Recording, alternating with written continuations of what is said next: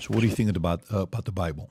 Well, the Bible has a lot of good information in it. If you can apply some of the information, it can really change your life. It can really put you on the right path.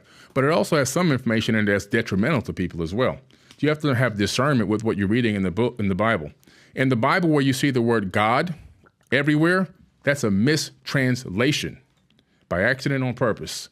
The original word is God's with an S. It's always with an S. When you back engineer the actual word, the translations, you find out it's God's, not God singular. Elohim is also a plural term. It's not a singular term. And you also discover that Yahweh is actually Enlil from the Sumerian cuneiform pantheon, from the Sumerian cuneiform text. He's Enlil. It becomes Yahweh in the biblical text. And there's all these correlations between the different ancient characters from the Sumerian text end up in the biblical text. And you find out in the book of Deuteronomy that these gods are fighting each other over resources and people. So if you read, anyone who reads the book of Deuteronomy begins to realize this probably isn't the creator of the universe that wrote this. When God tells people, God is supposed to be all-knowing, all-loving, ain't he the same all the time? Then all of a sudden, you read in the book of Deuteronomy and he's saying, there's one person in this city that doesn't like me. I want you guys to go over there. Now, keep in mind, they've never met these people. Kill the women, kill the children, kill their animals, and bring the spoils of war back to me. Now, what kind of God needs the spoils of war, and what kind of God needs to kill children? There's also a verse in there in the book of Deuteronomy where God tells a man, if you see a woman walking through the land and you decide to rape her, and the word rape is the actual word, look it up, you can. And if after you rape her, if you decide you want to make her your wife, you can keep her as your wife too. Now you have rape and abduction.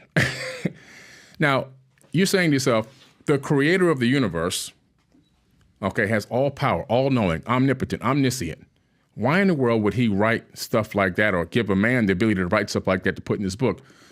In some cases, it's not talking about the creator of the universe. We have to be able to discern that. We have to be able to have the eye to see that some of this is manipulation for the power of people to put on top of other people. In the New Testament, Jesus says, honor your slave master. Now, why would we want to honor a slave master? As you would honor me, he says. Do you think Jesus really would say something like that? I don't. I think that his message was pure and clean and clear, and that he was trying to usher back a level of Christ consciousness back in humanity. And that's the return. The second return is when we all reach a level of Christ consciousness. That's when Jesus comes back. He comes back in our minds, not in a physical form. And for people to take his words and skewer it around. Whoa. Now this is starting to sound, I mean, there are some, he's very good with his words, because you could be like, okay, I see. I mean, it kind of makes sense. And then you're like, whoa. I'm very curious to hear what PBD has to say, Patrick Bet David. So let's. To make it okay for slavery, I think that's a big thing where we see now the injection of human minds, not the creator of the universe. So you have to be discerning with the biblical text. Who is Jesus to you? In your eyes, who is Jesus? His name is Yeshua, okay? Jesus is, first, the J is a recent letter. The J is not that old. So it really was originally Isus, and that name, Isus, means Hail Zeus, okay?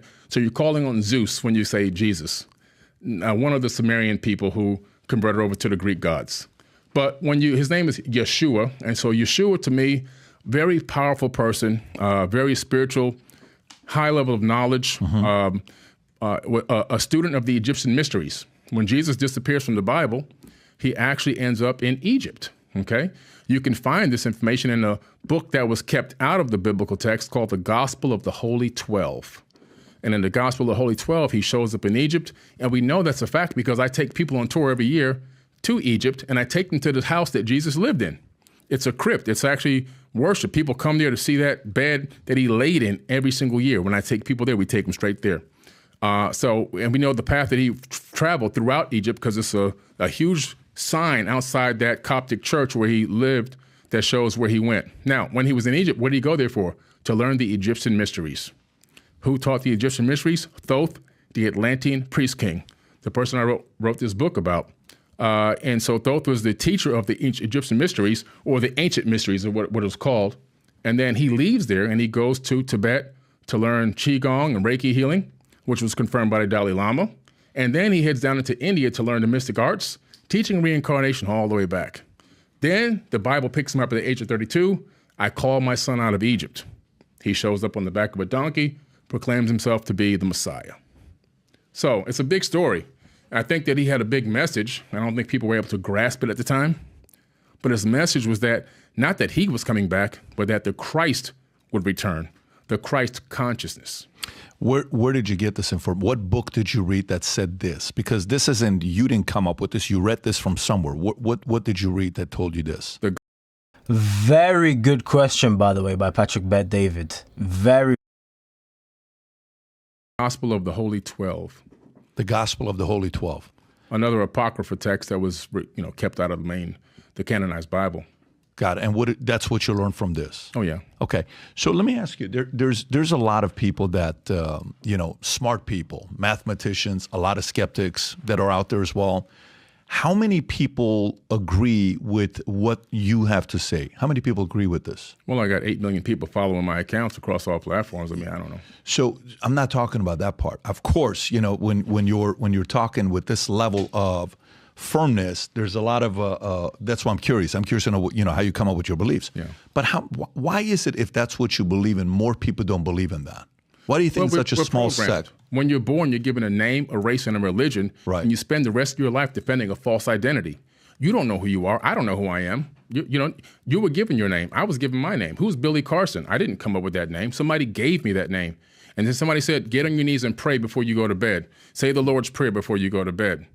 And so I got on my knees and I said the Lord's Prayer, Our Father who art in heaven, hallowed be thy name, thy kingdom come, But then when you trace back that Lord's Prayer, whose prayer is that? That's the prayer of Ptah. Who's Ptah? Ea Enki from the Sumerian tablets. He wrote that prayer in ancient cuneiform, which then made it all the way into the Bible. And you think you're praying to God, you're saying the prayer of Ptah.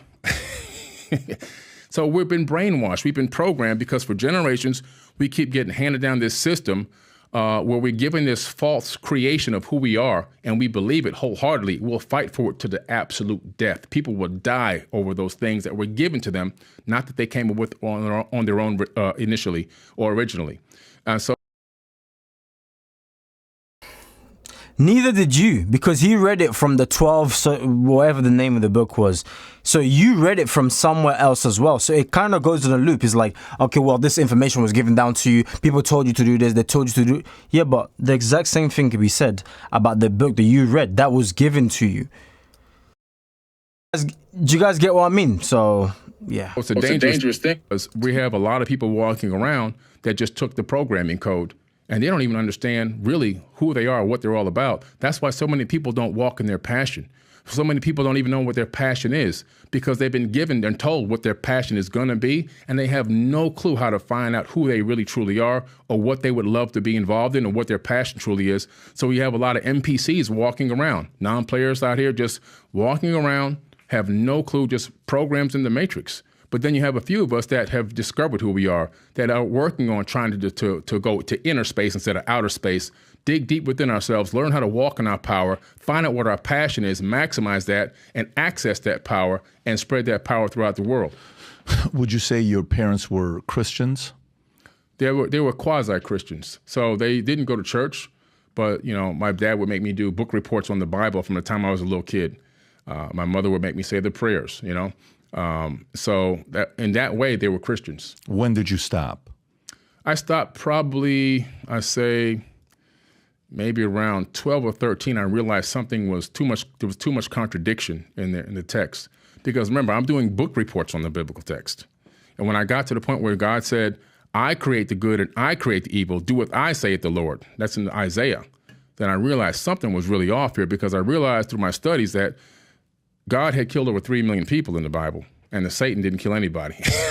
So I said, wait a minute, something's a little off here. He's killing everybody, and Satan didn't kill anybody. And so we have to really take a look. And the deeper I dug into Deuteronomy, then I realized there's something wrong. What it was at that moment, I couldn't figure out, but I just knew something was a little off.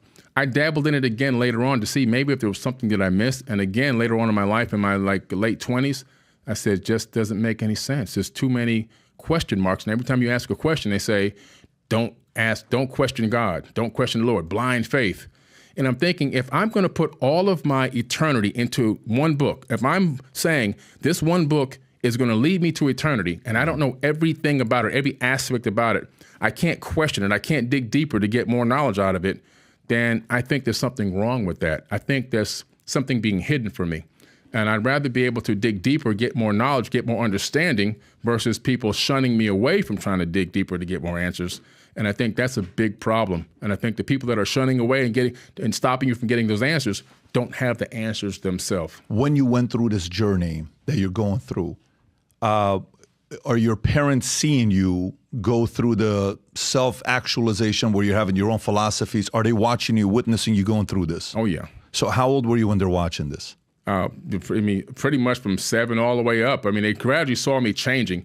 When I was 7 years old, I realized one thing. This is what's changed my whole life.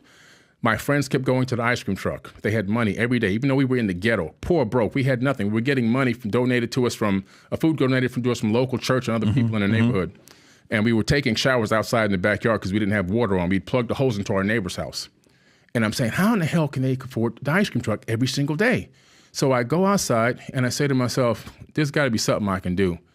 I said, I'm going to go inside and get all my toys. I put all my toys in an old Winn-Dixie milk crate, and I went door to door. I violated my mom's rules about leaving the circumference of the house. Yeah.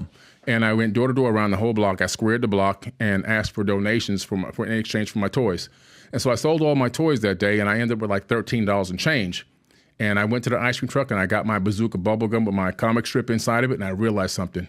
I said, wow, I'm going to save myself. There's nobody coming to save me. I am my own savior. And that changed my life forever. And whoa, I mean, he sounds pro-Satan. To be honest with you, Satan didn't kill anybody. It was actually, okay, cool. I am my own savior.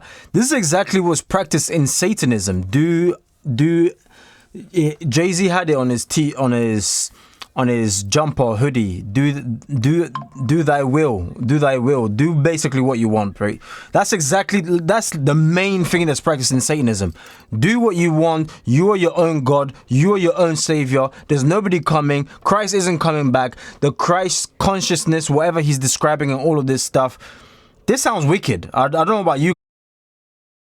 And that same 7 day, years old. 7 years old.